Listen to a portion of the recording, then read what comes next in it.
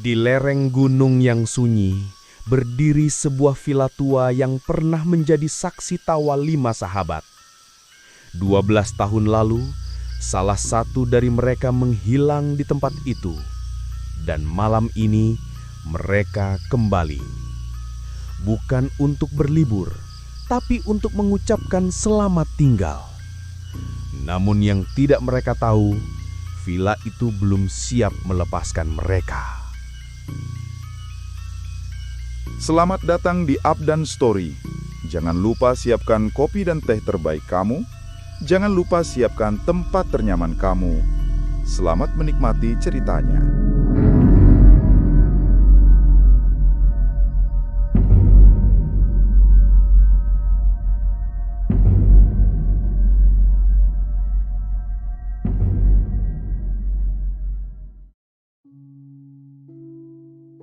Vila itu berdiri di tepi hutan pinus, dikelilingi kabut yang turun sejak sore.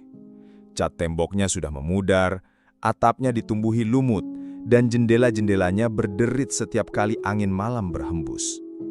Bagi kebanyakan orang, tempat itu hanyalah bangunan tua yang menunggu untuk dirobohkan.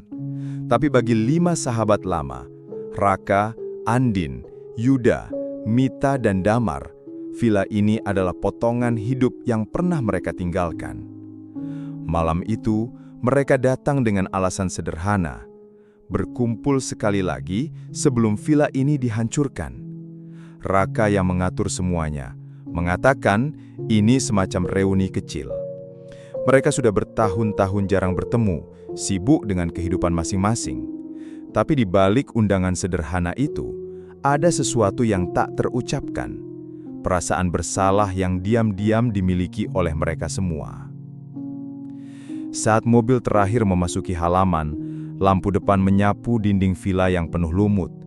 Kabut semakin tebal, seolah menelan suara mesin mobil.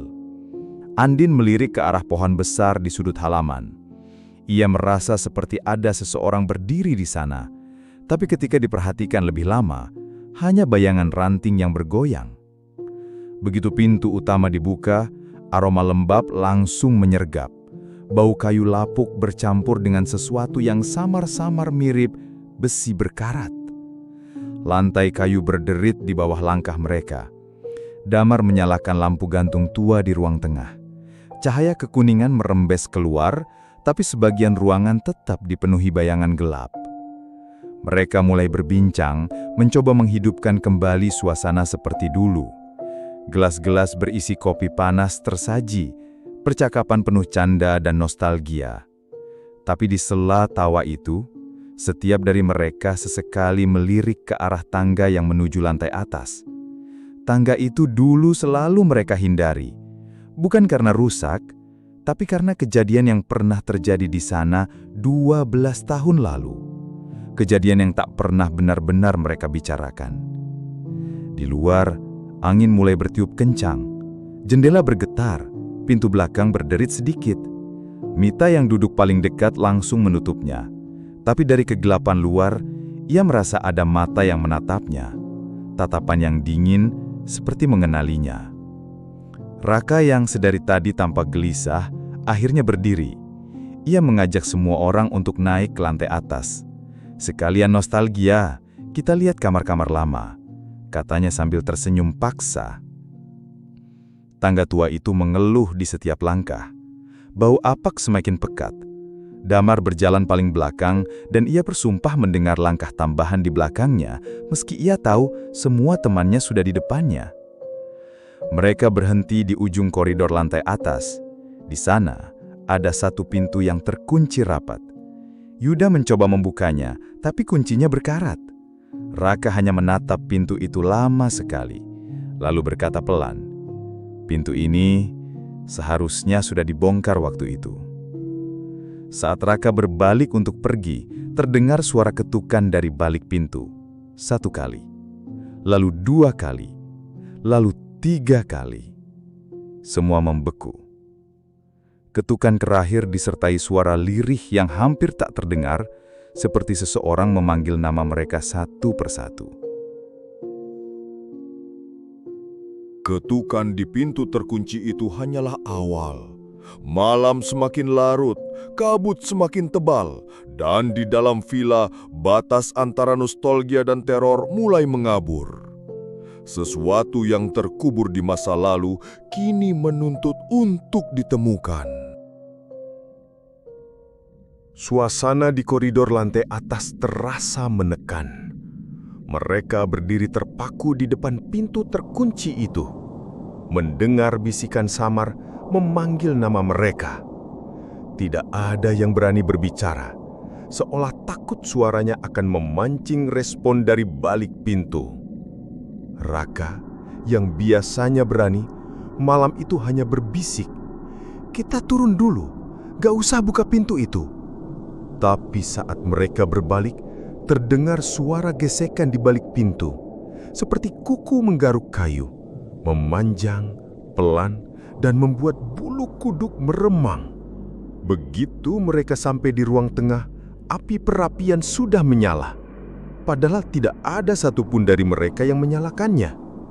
Api itu berkobar kecil, memberi cahaya hangat, tapi juga menampilkan sesuatu yang aneh di dinding. Bayangan berbentuk manusia berdiri tepat di tengah ruangan. Bayangan itu tidak bergerak, tidak berkedip, dan tidak ada sosok nyata yang menjadi sumbernya. Andin memejamkan mata sejenak, mencoba menenangkan napas. Tapi saat ia membukanya lagi, ia melihat sekelebat sosok perempuan bergaun putih berjalan di koridor samping. Gaunnya robek di bagian bawah, dan rambutnya menutupi wajah. Damar, yang duduk dekat jendela, tiba-tiba berkata pelan, "Kalian ingat nggak, waktu kita main di sini terakhir kali? Malam itu ada yang hilang." Ucapan itu membuat semua terdiam. Tidak ada yang ingin mengingat kejadian 12 tahun lalu. Kejadian saat salah satu teman mereka, Rani, tidak pernah kembali dari villa ini. Lampu gantung di ruang tengah bergetar, mengeluarkan bunyi berderik. Angin bertiup dari arah pintu belakang, padahal pintu itu tertutup rapat. Aroma besi berkarat kembali tercium. Kali ini lebih kuat. Mita memutuskan untuk ke dapur mengambil air, mencoba menenangkan diri. Tapi begitu ia melangkah masuk ke dapur yang gelap, ia melihat sesuatu di lantai. Jejak kaki basah memanjang dari arah wastafel menuju ke pintu lemari kayu di sudut.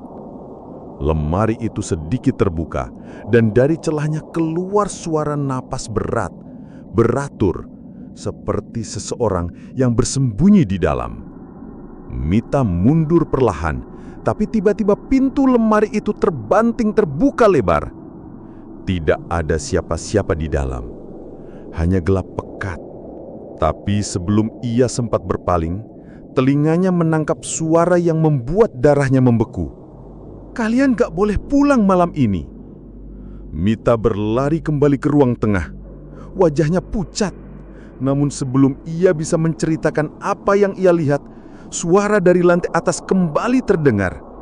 Kali ini bukan ketukan, melainkan suara langkah kaki menuju tangga. Langkah itu pelan, tapi pasti, menuruni tangga tua yang berderik. Tidak ada yang bergerak. Mata mereka semua terpaku di ujung tangga yang setengah gelap. Sampai akhirnya, di anak tangga terakhir, terlihat ujung gaun putih yang lusuh, basah, dan meneteskan sesuatu yang merah ke lantai. Tidak semua kenangan layak untuk dikenang. Malam itu, villa tua bukan lagi sekadar bangunan penuh nostalgia. Ia menjadi saksi hidup atas kebohongan, rasa bersalah, dan rahasia yang telah terkubur selama 12 tahun. Dan kali ini, villa menuntut bayaran. Ujung gaun putih itu hanya terlihat sebentar sebelum menghilang ke kegelapan di tangga. Mereka semua membeku, Tak ada yang berani mendekat. Damar, dengan napas berat, berkata, "Itu Rani." Nama itu membuat semua menegang. Rani adalah teman mereka yang hilang 12 tahun lalu di villa ini. Hilangnya Rani selalu mereka tutupi dari orang luar. Kepada polisi dan keluarga, mereka semua mengatakan Rani pulang lebih dulu. Tidak ada yang tahu kebenarannya, kecuali mereka berlima. Ketegangan pecah ketika suara keras terdengar dari dapur, seperti piring jatuh dan pecah. Yuda segera berlari ke sana, diikuti Raka. Tapi saat mereka sampai, dapur kosong. Pintu belakang terbuka, dan kabut tebal masuk perlahan. Mita yang masih gemetar menolak masuk dapur. Ia duduk di ruang tengah bersama Andin dan Damar. Mereka mencoba menenangkan diri, tapi suasana semakin aneh.